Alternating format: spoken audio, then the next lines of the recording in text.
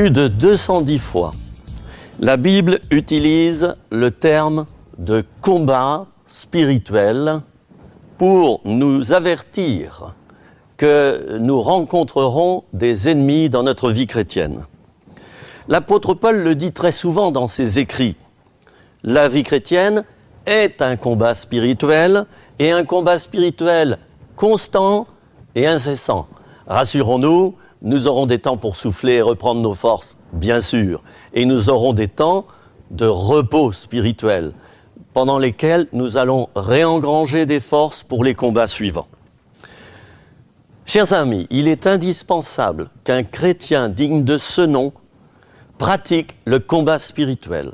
Si vous ne pratiquez pas le combat spirituel dans votre vie intérieure, dans vos journées, si vous ne le pratiquez pas, vous allez vivre dans une certaine tristesse, dans une fausse culpabilité, et surtout, les flèches de l'adversaire vont vous atteindre. C'est vrai, Dieu vous protégera dans le gros de vos combats. Il vous protégera.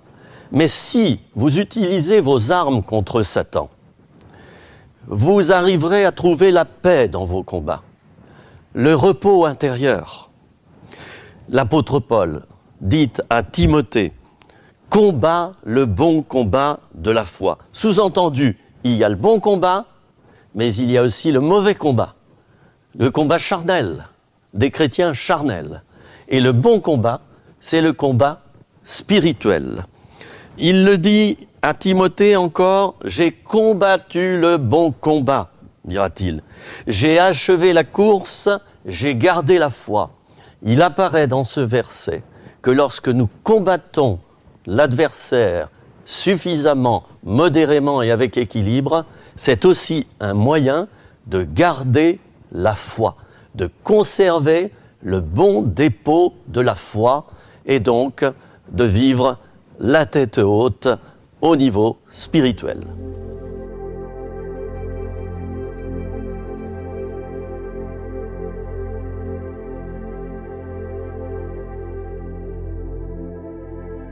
Il faut donc combattre jusqu'au bout, tenir longtemps.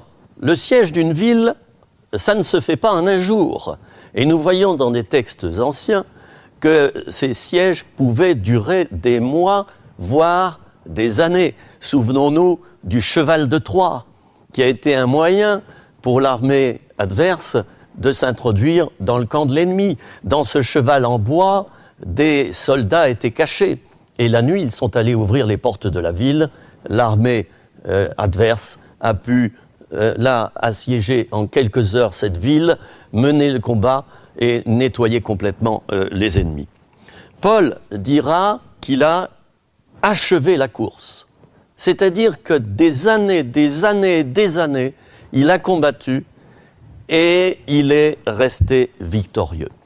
Alors, chers amis, j'aimerais vous parler encore de l'apôtre Paul et vous lire ces versets dans la deuxième épître aux Corinthiens, chapitre 11, versets 24 à 28. Souvent en danger de mort, 5 fois, j'ai reçu des Juifs 40 coups moins 1. 3 fois, j'ai été battu de verge. 1 fois, j'ai été lapidé. 3 fois, j'ai fait naufrage. J'ai passé 1 jour et 1 nuit dans l'abîme.